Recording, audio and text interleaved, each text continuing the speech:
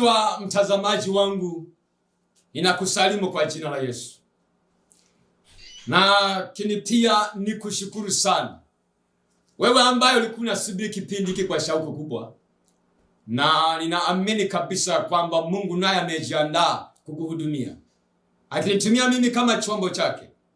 Kipindi hiki kinachokujia kupitia channel hii, na siku kama leo na muda kama huu, na kimekuwa baraka sana kwa watu wengi. Napokea mrejesho wa watu wakipiga simu na watu wakiponywa, watu wakiokoka. Mungu na akutendee mema. Haleluya. Wewe ambaye unatazama kwa mara ya kwanza, na usiache kabisa, endelea kufuatia kipindi hiki. Kina mambo mazuri mno.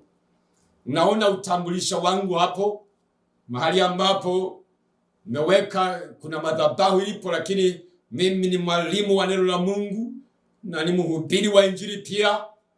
Sasa ninakukaribisha katika kipindi hiki. Lakini pia wewe ambao unafuatia mitandao ya kijamii, naweza kaandika tu Innocent Julius Konongo, utakuwa unapokea mafundisho yote ambayo nimekuwa nafundisha sehemu mbalimbali hapa kwenye televisheni hii na vipindi vyote vitakavyofuata. Haleluya. Sasa leo ninaenda sehemu ya pili ya mkakati wa shetani juu ya uzao. Kipindi kilichopita nilianza kufundisha kwa habari ya mkakati wa shetani juu ya uzao, na nilisoma kile kitabu cha Kutoka sura ile ya 10 na ule mstari wa 7 mpaka wa 11.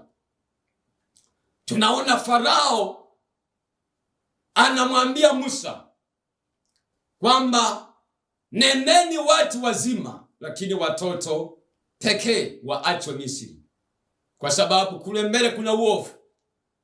Kwamba shetani ni kama alikuwa Farao kama vile anawazia mema, kumbe alikuwa anajua kabisa wakienda watu wazima wengi watafia njiani, na wengi kishafika kule watakufa. Kwa ile nchi ya Kanaani itakosa wazalishaji. Kwa Farao alitaka abaki na nguvu kazi ya vijana wazalishaji. Tukasoma ile wa Yohana wa kwanza sura ya 2 mstari wa 14.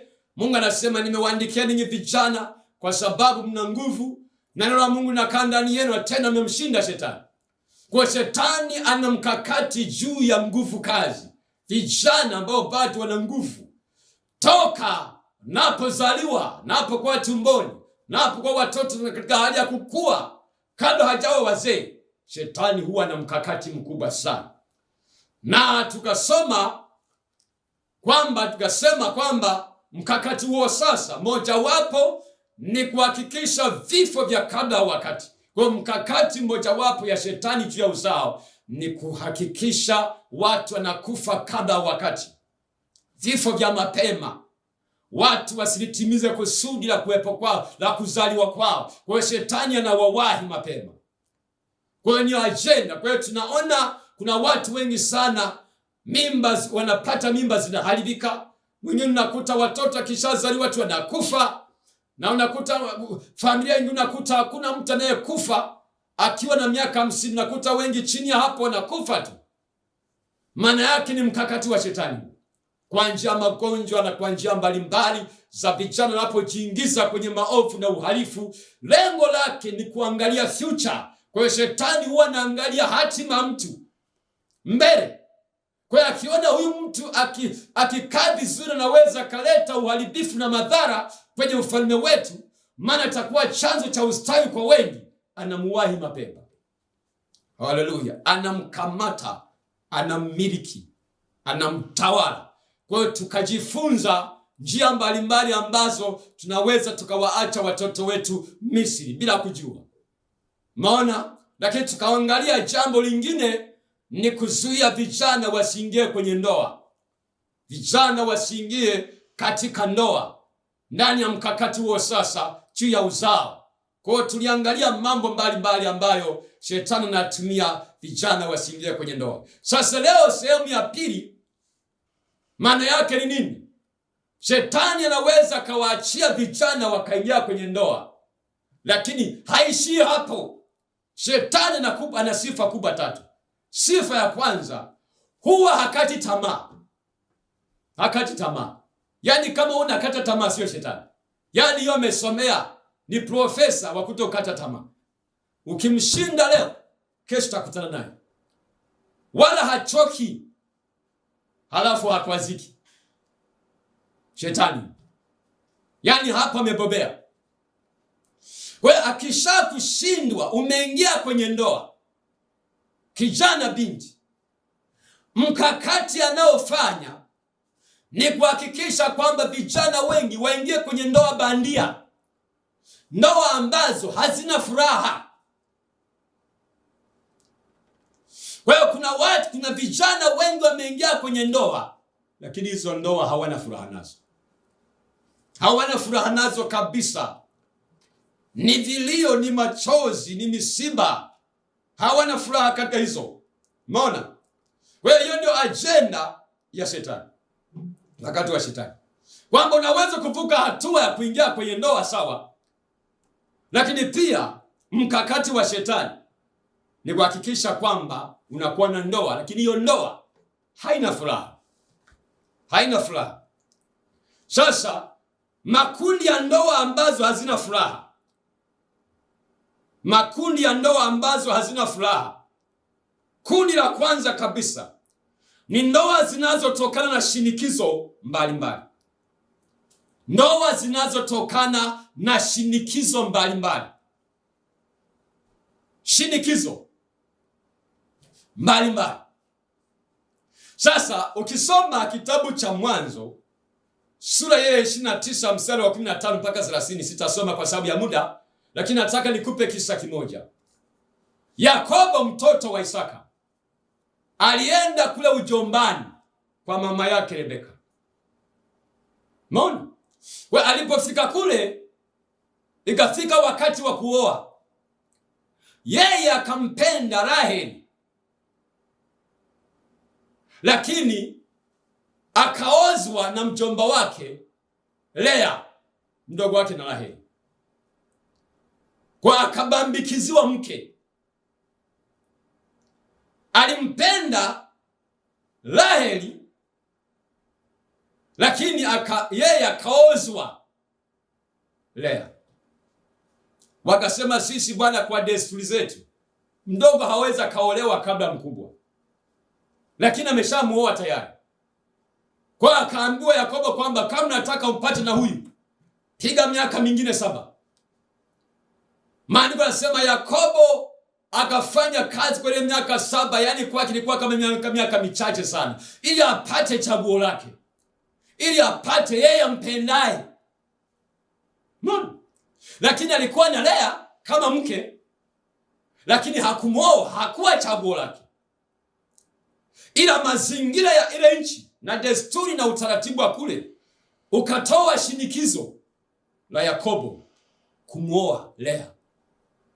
Kwa akapewa masharti, ili umpate yeye unampenda chaguo lako, lazima ufanye kazi miaka mingine 7. Yakobo akasema sio shida, akapiga mzigo. Haleluya. Maandiko yanasema zile miaka 7 ikawa kama muda mfupi sana, miaka michache sana. Umeona? Akamaliza mkataba, akaozwa mke Raheli aliyempenda. Sasa hizi ni ndoa za namna gani? Hizi ni ndoa zinazotokana na shinikizo la wazazi. Shinikizo la wazazi, viongozi wa dini au marafiki. Naomba hapa wazazi mlitegee masikio vizuri sana. Wazazi mlitegee masikio vizuri sana. Kama kuna janga, kama kuna ndoa ambazo hazina furaha maisha yote, ni ndoa zinazotokana na shinikizo la wazazi, viongozi wa dini, wachungaji wenzangu na marafiki. Kwa hiyo kuna watu ambao wameingia kwenye ndoa kwa kuchaguliwa na wazazi, mme mke. Hiyo ndoa haiwezi kuwa na furaha hata siku zote. Haiwezi kuwa na furaha. Kwa hiyo wewe mzazi, mlee mtoto katika njia mpasayo. Atakapojitunza, Maandiko yanasema nyumba na mali ni ulisa patao mtu kutoka kwa babaye, bali mke mwema mwenye busara mtu upewa na Bwana. Kama roho ifananavyo na mtu katika maji, kadhalika moyo mtu na mwenzake. Ndiyo maandiko yanavyosema. Mtu mme na mke anapewa na nani? Anapewa na Bwana. Hapewi na mzazi. Mzazi wao unamsapoti.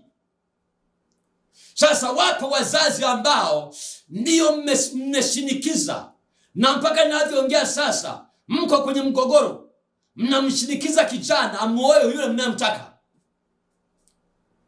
Kisa kwa sababu huyu anayetaka kumwoa hana elimu kama yeye, anatoka kwenye familia maskini.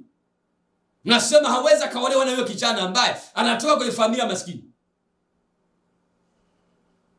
Ni ndoa, watu wameingia, vijana wameingia kwenye ndoa lakini hazina furaha. Shinikizo la wazazi. Na waoza wazazi kwa nguvu, watoto kwa nguvu. Mwisho watoto wanaishi maisha ya majuto. Unabaka nasema kama sio mama, kama sio baba, nisingelikuwa na maisha haya. Na kitu chochote kile ambacho ni photocopy, hatungekilazimisha kiwe halisi, hakiwezi.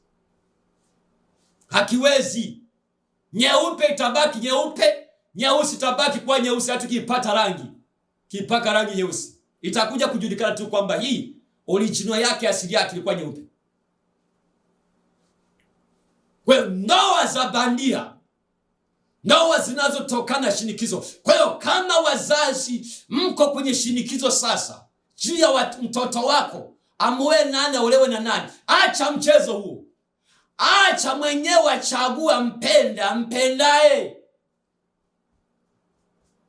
Mbona Lea alijuta,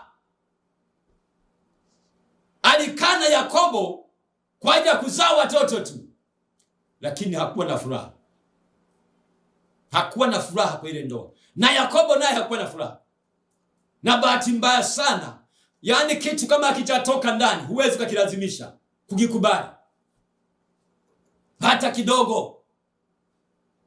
Haleluya, haleluya. Na bahati mbaya sana, na viongozi wa dini nao wameingia kwenye mtego huu. Mimi ni shahidi, kuna mdogo wangu, mtoto wa baba yangu mdogo.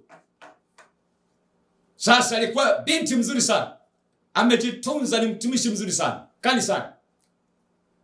Kwa hiyo makanisa yetu haya Kipentekoste. Kwa akamwambia yule mdogo wangu kwamba bana, kuna kijana nataka kuoe.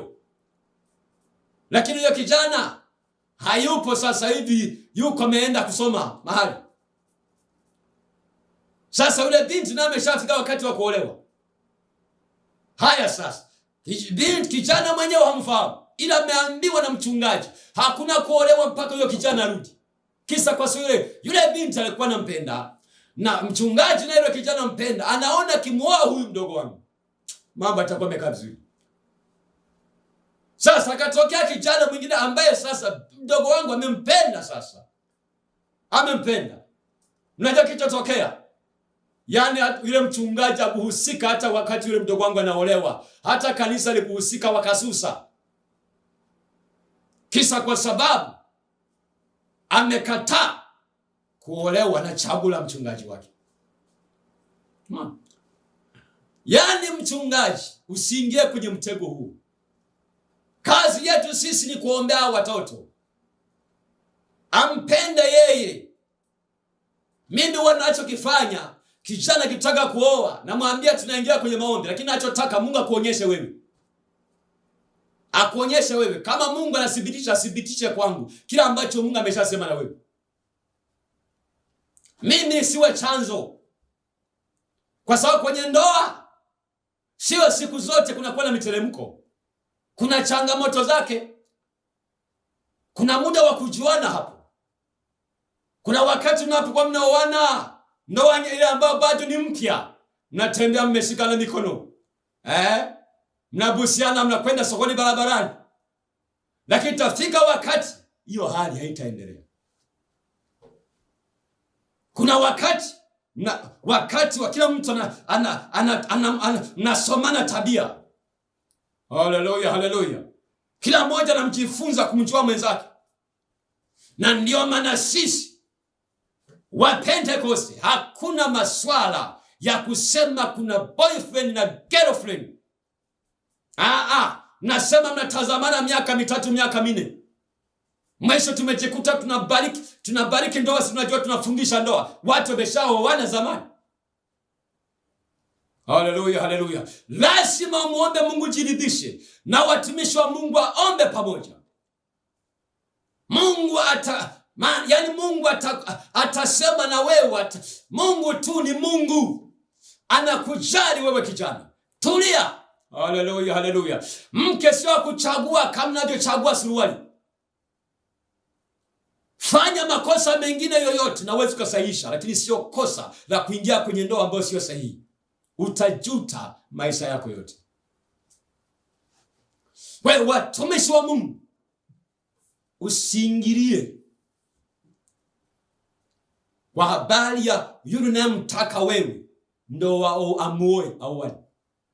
Iwe ni rafiki. Haleluya. Hizi ni ndoa zinazotokana na shinikizo.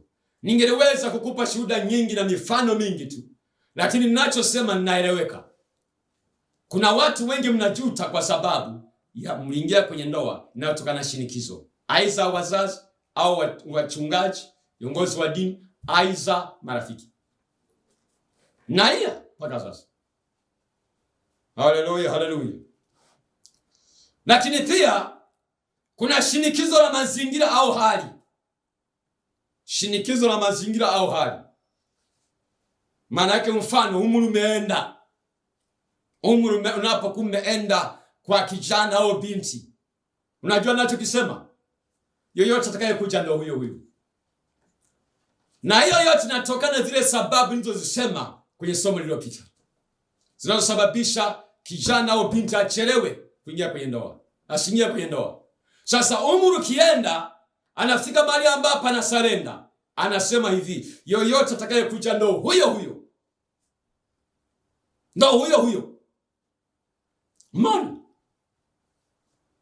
Kwa hiyo imefika mahali ambapo sasa mtu anabaki anachotaka tu mwanaume au mwanamke, ili mradi taonekana yeye ameingia kwenye ndoa. Hiyo ndoa haiwezi kuwa na furaha. Hiyo ni ndoa bandia. Ni ndoa bandia. Tutawaona mnaishi pamoja lakini hamko pamoja. Kuna watu wengi sana mnaishi pamoja lakini hamko pamoja kabisa. Ndoa bandia zisizo na furaha. Lakini pia kuna watu wanaingia kwenye ndoa ili wasife bila watoto. Naona umri umekwenda, nasema wewe jamani utakufa bila hata mtoto. Anaamua kujirahisi tu, azae na yoyote au kutana na yoyote tu. Mbona? Itakugharimu, kwa sababu hata yule mtoto atakapozaliwa naye atakuja kuzaa kama wewe. Inakekwa kuwa ni roho. Unajenga msingi ambao utakugharimu. Haleluya, haleluya, haleluya. Haya yote ninapofundisha haya ni ili turudi msalabani. Turudi kwenye kweli. Msingi wote ni kwa sababu watu wanakosa msingi katika Mungu wa kweli tangu mwanzo. Sasa mimi nafundisha kiini cha tatizo, sio kushughulika na matokeo. Haleluya, haleluya. Tunabaki tunahangaika na matokeo. Kiini kiko pale pale. Haleluya. Ili hata wazazi wenzangu tunapoombea watoto, tujue kuna maeneo ambayo specifically tunayalenga. Kabisa ni mahususi. Haleluya. Kwa ajili kuna watu mnaingia kwenye ndoa kwa ajili ya kupata unafuu wa maisha. Hiyo ni ndoa bandia. Kuna watu mnaingia kwenye ndoa ili mpate unafuu wa maisha. Nasema nipate wa kusaidiana naye maisha. Huo ndio msingi ulioingia kwenye ndoa. Ili upate mtu akusaidiana naye kwenye maisha.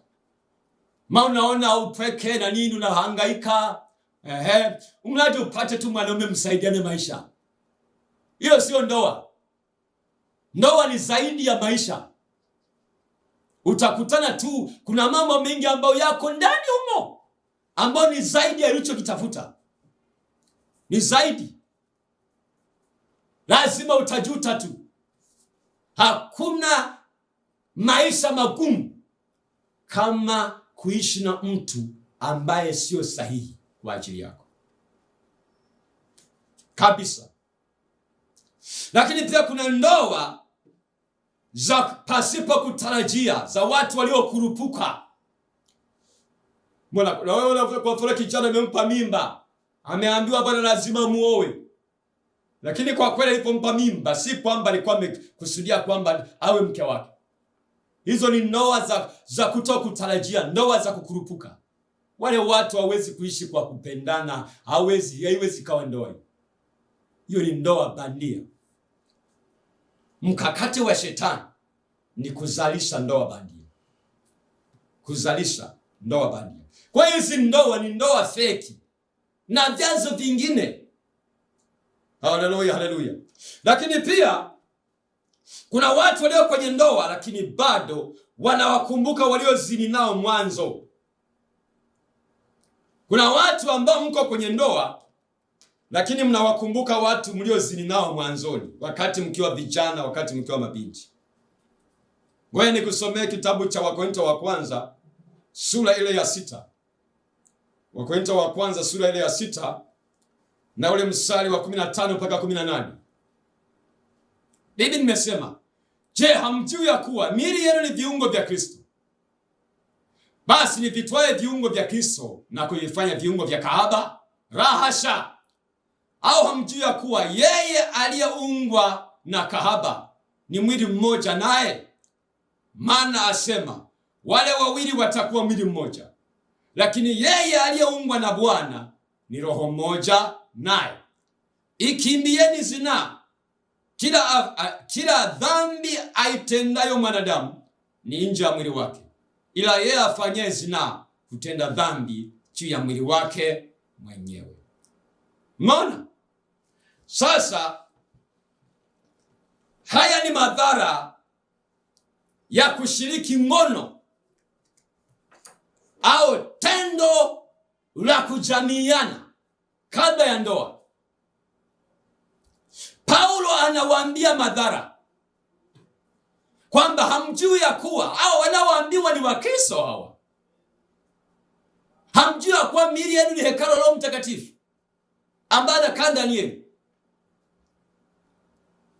Miili yenu ni viungo vya Kristo. Ni vitwae viungo vya Kristo kwa viungo vya kahaba? Anasema la hasha.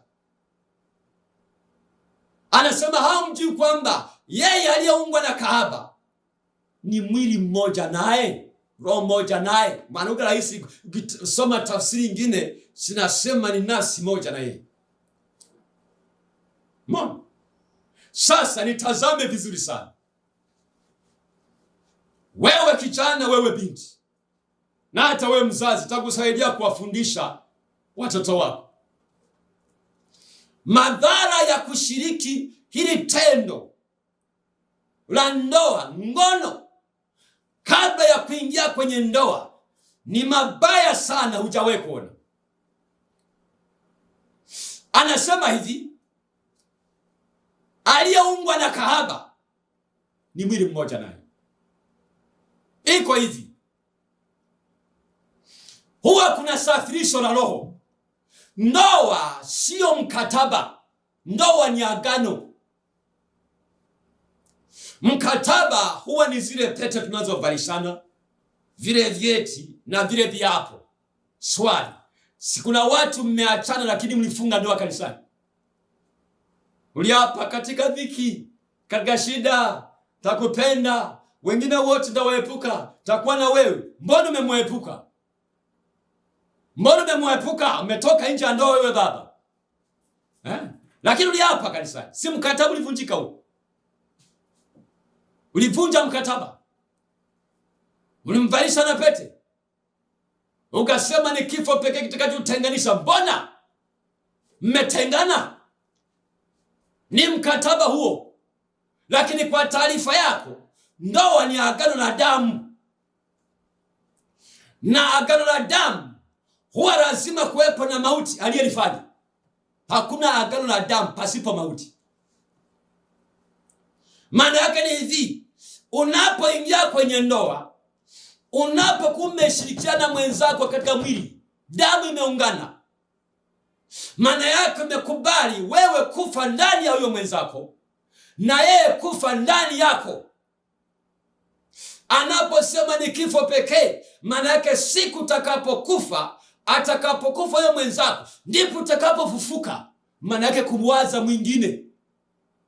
Unaweza kaoa kabla hajafa, maana yake umekufa ndani yake na yeye amekufa ndani yake na ndani yako. Kwa nini unawaza mwanamke mwingine? Kwa nini unawaza mwanamume mwingine?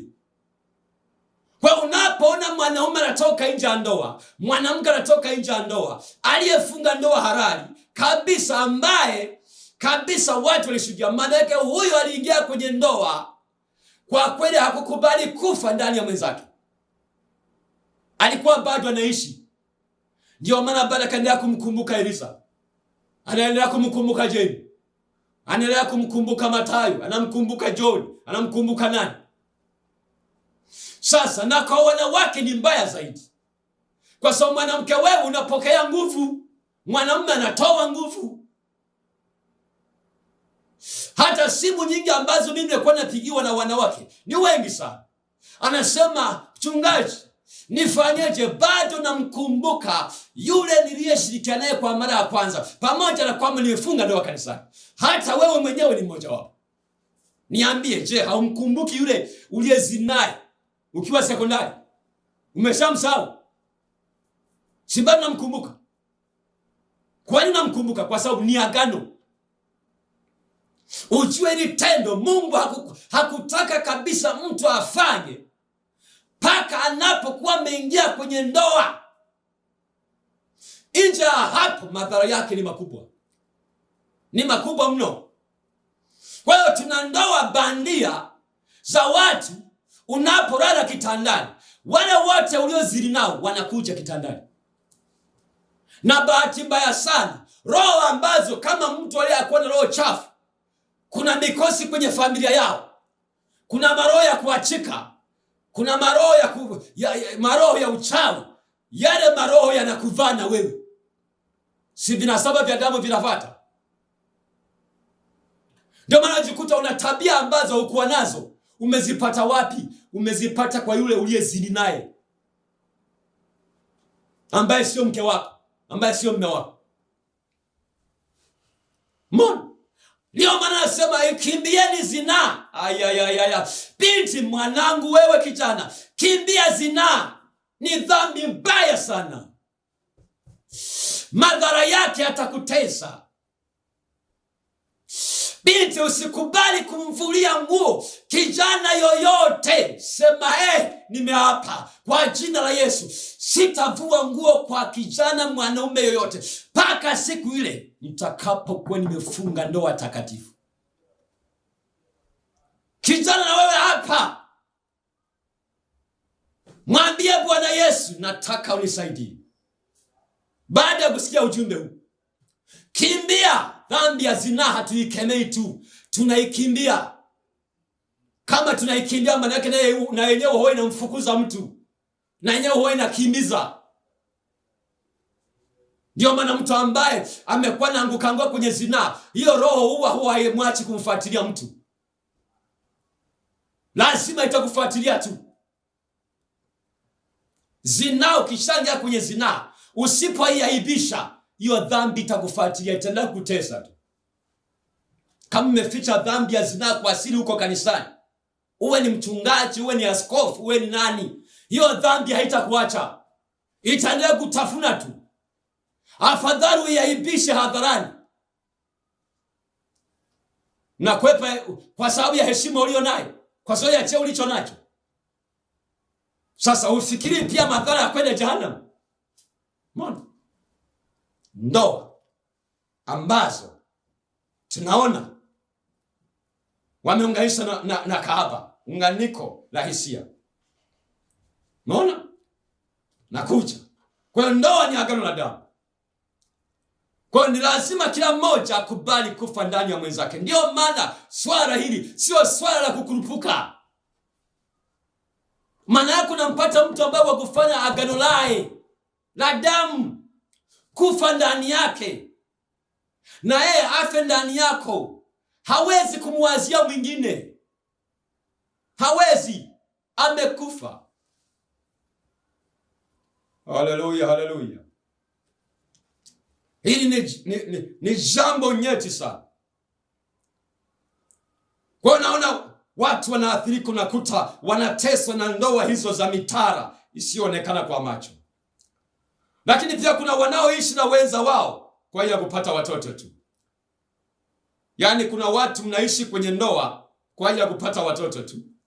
Mwanzo 29:32, Lea akapata mimba akazaa mwana, akamwita jina lake Reuben. Maana alisema, kwa kuwa Bwana ameona mateso yangu, sasa mume wangu atanipenda. Umeona yule Lea, mtoto mke wa Yakobo, ambaye Yakobo alimpenda kwa alimuoa kwa shinikizo. Alipozaa mtoto wa kwanza Reuben, akasema, sasa Bwana umeona mateso yangu. Mateso gani? Ya kuwa na mume ambaye hakumpenda, ya kuolewa na mwanaume ambaye hakuwa chaguo lake. Yalikuwa ni mateso. Sasa akajifariji akasema hivi, sasa Mungu umeona mateso yangu, sasa mume wangu atanipenda eti kwa sababu amemzalia mtoto. Kwani mtoto ni ndoa ile? Bado mateso yaliendelea vile vile pamoja na kuzaa watoto. Soma tu Biblia. Muda mwingi alikuwa analala kwa Raheli ambaye hakuwa na watoto, sio kwa Lea. Kwa Lea alikuwa anakwenda ili tu wazae mtoto. Kwa kuna watu ambao wanaishi kwa ajili ya kuzaa watoto tu, lakini sio upendo wa dhati.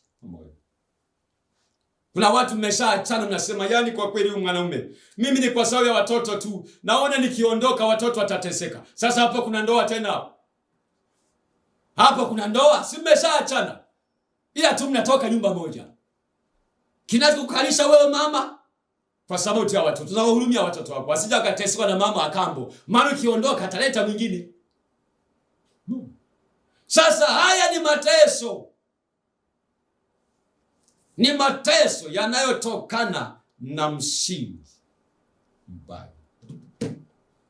Lakini pia kuna ndoa za kutengenezwa na nguvu za giza. Ndoa za kutengenezwa na nguvu za giza. Natengenezwa na nguvu za giza. Yaani hizi ndoa za kutengenezwa na nguvu za giza. Sikiliza, kuna watu wanawapata waume kwa kutumia ushirikina. Kwa kutumia ushirikina. Yaani kama binti amempenda kijana, lakini yule kijana anaonekana yeye hampendi, na yule kijana anaonekana kidogo na kazi yule na hela, ana hela. Binti anatumia ushirikina kumpata, na kwa sababu hana nguvu ya Mungu, hana Mungu, anajikuta tu kutokana ile nguvu ya giza analazimika anamuoa. Hizo ni ndoa za kutengenezwa na nguvu za giza. Ndoa imetengenezwa, hiyo ni mchongo huo. Mwisho nakuta yule kijana kwa kama zombi, anakuwa kama zezeta ndani ya nyumba. Anapiga deki, ndiye anafua nguo, ndiye anapika chakula. Mwanamke amekaa kwenye kochi tu pale. Kwa sababu sana amemtengeneza yeye kwa njia ya ushirikina. Mepewa kabisa limbwata kabisa, amepigwa kipapatila kabisa cha limbwata hiyo. Lakini kwa kweli yule kijana si kwamba alikuwa anampenda yule binti, lakini binti akaenda kwa mafundi mitambo wa shetani, wachawi na waganga, wakampa dawa. Sasa kuna ndoa nyingi sana za namna hiyo sasa hivi, nyingi mno. Wewe tunapoona changamoto na ndoa zisina furaha, ndoa bandia, vyanzo vyake ni vingi mno. Moja wapo ni hivi ambavyo nimevisema. Haleluya, haleluya. Ni hivi ambavyo nimevisoma. Lakini pia kuna maagenti wanaojiingiza makanisani kwa asili kuwatafuta wana wa Mungu. Siku moja Mchawi mmoja akaniambia, aliniambia huyo mchawi, Mungu alinikamatia. Alikuja kanisani kwa lengo la kuja kama kuroga hivi, kuja kuleta uharibifu. Mungu akamkamata, akatoa siri. Moja wapo ya siri aliyotoa, akasema moja wapo ya mikakati wanapokaa hawa mawakala wa shetani ni kusababisha ndoa bandia makanisani, pandikizi. Nisikiliza watumishi wa Mungu, tunashirikishana, tunatiana moyo. Chuma hunoa chuma. Haleluya, haleluya. Huu ni mkakati. Wanasema wapo watu ambao wamekwisha kuandaa mawakala wao. Kijana anakuja kanisani, alafu hawaji wale watu ambao ni akina Nguchiro wale. Wanawaleta kabisa vijana ambao wanaonekana wanatupesa pesa kidogo. Akisha kuja hapo, ninyi mnashangilia. Pengine anaweza kambe paki na kagari hapo nje. Kumbe ni wakala wa shetani.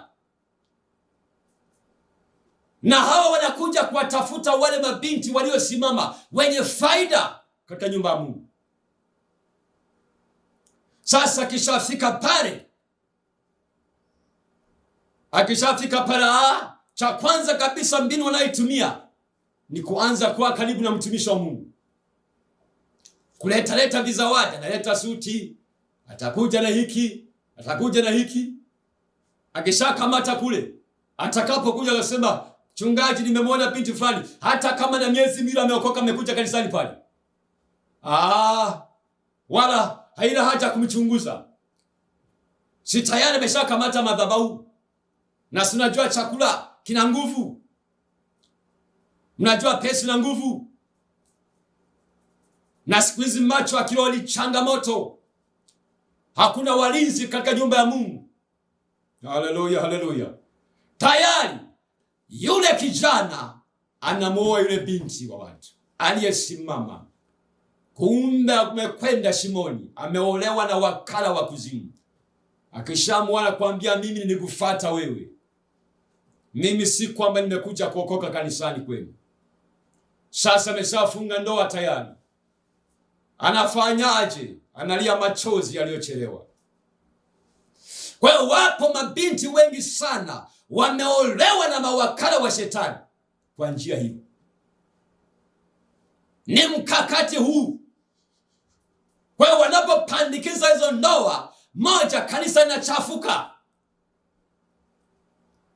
Kanisa linachafuka. Napoona vijana wanaolewa, wanaoana kanisani, halafu ndoa zinavunjika kanisani, kanisa linanajisika. Ni mkakati wa shetani. Eneo hili la ndoa ni eneo nyeti. Ndoa zikiharibika na kanisa linachafuka, natiwa unajisi. Ndoa zikiwa imara, zikiwa zenye furaha na amani, kanisa linakuwa na furaha, na familia, watoto wanakuwa na furaha. Haleluya, haleluya. Huo ni mkakati wa shetani. Haleluya, haleluya. Lengo ni kunajisi kanisa. Yaani huu ni mkakati kabisa. Kwa hiyo hawa wamepandikizwa, ni mawakala wa shetani, wako makanisani sasa. Wamepandikizwa. Na anaweza kaigiza hata kutumika tu, akafanya hata huduma.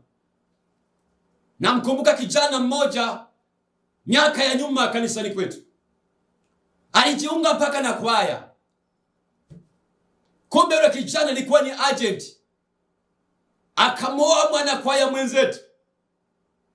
Unajua baada ya kumuoa, akamwambia, "Mimi sikuja kanisani kuokoka. Mimi sijaokoka kwa taarifa yako. Mimi nilikufuata wewe."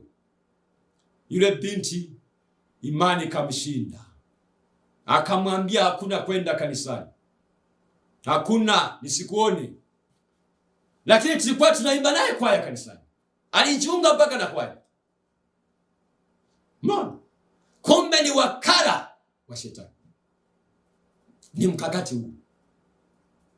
Ndio maana lazima tuombe, wana wa Mungu, kanisa, tuwe na macho ya kiroho,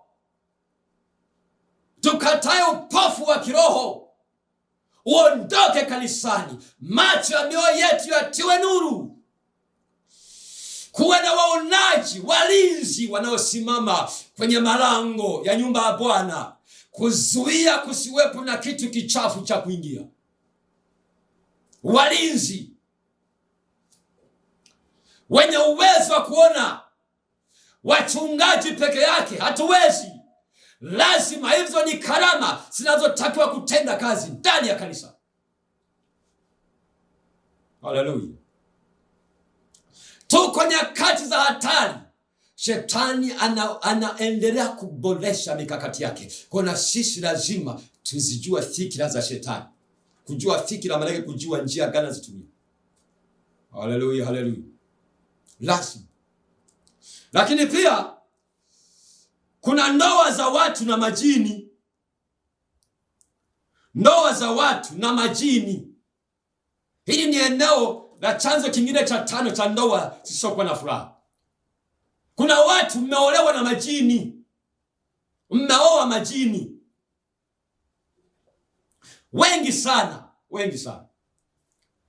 Nasema nafanya huduma za maombezi. Haya ninayosema kila siku nayapitia, nayaona katika huduma za maombezi. Wapo watu wameolewa na majini. Wewe mama, kama umewahi kuota unazini na mwanaume usiyemjua, uko kwenye ndoa na mume wako, mojawapo ya kiashiria ni kumchukia mume wako bila sababu. Kwa unakuta kwenye ndoa watu wanagombana tu, hata unachokigombania hata shilingi 200 inaweza kawagombanisha mume na mke. 200 tu. Kumbe sio 200. Kuna hali ya kukinaiana, kuna nguvu imesimama katikati. Kuna jina imesimama katikati kuwatenganisha. Mbona? Kwa hiyo unajikuta mama, huna furaha yoyote kwenye ndoa. Huna furaha. Huna furaha na ndoa yako kabisa. Hiyo ni ishara ya kwamba kuna ndoa bandia majini. Huna furaha kabisa na ndoa yako. Yaani ikishafika usiku, unaona kama na usiku ni jehanamu kabisa. Bora mchana iendelee, lakini usiku usiingie kabisa. Na mume wako anapokuwa hayupo, unajisikia una raha sana. Ya unapenda mume wako asiwepo. Akirudi tu, furaha inaondoka. Hiyo ni kiashiria kwamba kuna ndoa ipo. Una ndoa. Una ndoa ya jini. Ni wewe naye sema na wewe. Kabisa kabisa. Hivyo viashiria si unavyo. Ni viashiria mojawapo hivyo. Naishi kama kaka na dada. Kitanda kimoja. Miaka inakwenda. Kaka na dada. Miaka inakwenda, miezi inakwenda. Miezi inakwenda, ni kama kaka na dada. Kabisa. Lakini pia kama uliota unavalishwa pete na mwanaume na mwanamke asiyomjua. Yote umevaa shera, nafunga ndoa. Hivi ni viashiria. Kwa unajikuta wakati mwingine unaota mpaka unanyonyesha mtoto. Maana yake kuonyesha kwamba wewe mmezaa na jini. Mbona? Mmezaa na jini. Naota una mimba, lakini ukienda kupima hakuna mimba. Ni mimba hiyo. Ni mimba hiyo. Kwa unaona ndoa haina furaha. Na mwanaume naye hivyo hivyo. Huna furaha na mke wako. Huna furaha na mke wako. Lakini kwa kweli mlipendana vizuri sana. lakini kuna nguvu imeingia katikati hapo. Kuna jina imeingia katikati. Ndoa isiyo na furaha lazima ina sababu. Sasa hili sasa hivi ni tatizo, na mojawapo ya majini haya mahaba, majini haya, majini dume, majini jike haya yamekuwa mengi sana. Jini huwa hazai na jini mwenzake, jini anazaa na mwanadamu. Na kuna watu ambao wameolewa na jini toka wakiwa wadogo. Nilimwombea binti mmoja, alipozaliwa tu akakabidhiwa kwa jini, akamuoa. Na kuambia hivi, yule binti aliolewa kaachwa. Kwa sababu kuna ndoa, alifunga ndoa siku ile ndo tanazaliwa, akakabidhiwa na mizimu ya familia kwa jini dume, akamuoa yule binti. Kwenda kutata ndoa kila siku ni ugomvi tu. Kwa nini? Kwa sababu kuna mwanaume mwingine yupo na haya majini yanakuwa na wivu. Na ndio maana ukitaka kujua mama, angalia mpaka sasa hauoni siku zako. Hauoni siku zako. Uko kwenye ndoa. Miaka inakwenda tu. Hauoni siku zako. Kuonyesha kwamba tayari ndoa yako imekamatwa. Sasa ndoa yako haina furaha. Chanzo chake ni kipi? Katika hizi vyanzo vitano nilivyovisema, chanzo gani wewe kimekuangukia? Niombe kwa ajili yake. Niombe kabisa.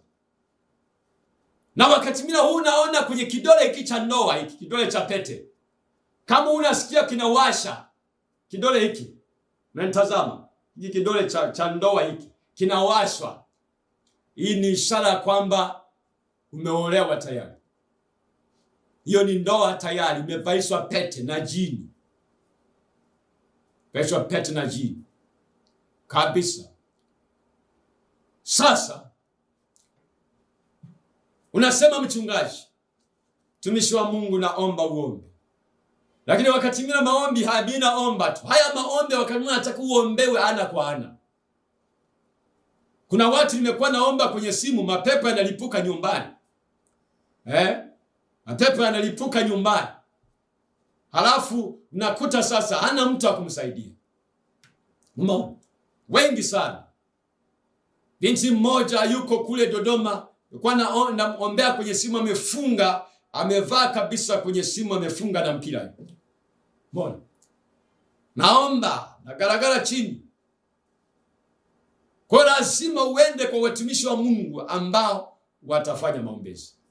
Hivi ni vifungo vinavyowatesa, na wengi wako makanisani. Wengi sana.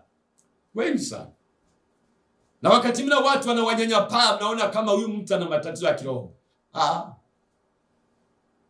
Yesu alikuja kwa watu waliofungwa. Wewe huru. Shetani yupo kazini. Mkakati wa shetani ni kuhakikisha kwamba watu wanamwacha Mungu. Sasa mimi nataka niombe kwa ajili yako. Nataka niombe kwa ajili yako. Wewe ambaye uko kwenye ndoa haina furaha. Moja, unatakiwa toba kwa Mungu. Toba kwa Mungu kabisa. Ugaragare mbele za Mungu. Mbele za Mungu upomoke. Mwambia Mungu, nakuja kwako kama nilivyo. Lea anasema ni mateso kukaa kwenye ndoa na mtu asiye sahihi. Mateso. Lakini umekuwa na teso, unaona kabisa kuna viashiria, kuna nguvu imesimama katikati. Cha kwanza kabisa, mpe Yesu maisha yako kama hujaokoka. Kimbilia msalabani. Nenda kwa watumishi wa Mungu waombe kwa ajili yako. Mimi nakwenda kuomba maombi ya jumla. Halafu Mungu atakwenda kukusaidia.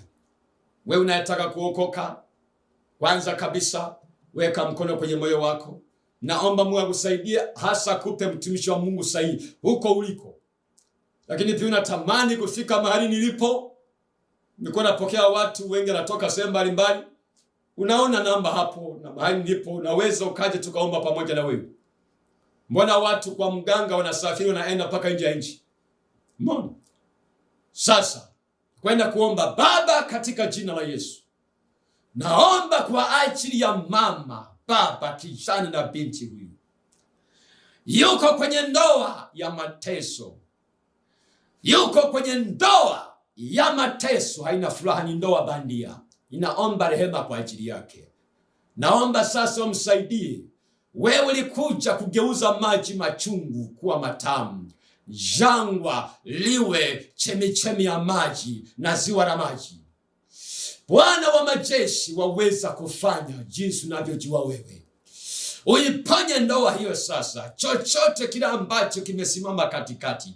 Huyu anayeteswa na jini mahaba yuko kwenye ndoa, ndoa inataka kukatika, inataka kuvunjika. Toka ewe jini mahaba, toka jini dumu anayetesa hiyo ndoa, umesimama katikati ya mama na baba. Kwa jina la Yesu Kristo Mwokozi, ninaachilia uweza, ninaachilia mamlaka, ninaachilia nguvu, ninaachilia uponyaji, ninaachilia neema. Funguka sasa kwa jina la Yesu, funguka sasa kwa jina la Yesu. Uwe hai kwa damu ya Yesu. Na amini Mungu amekuponya, amekusaidia. Sasa unaweza ukanipigia simu, iko hapo na mitandao ya kijamii. Tukutane kipindi kinachokuja wiki ijayo, na Mungu akutendee mema kwa jina la Yesu.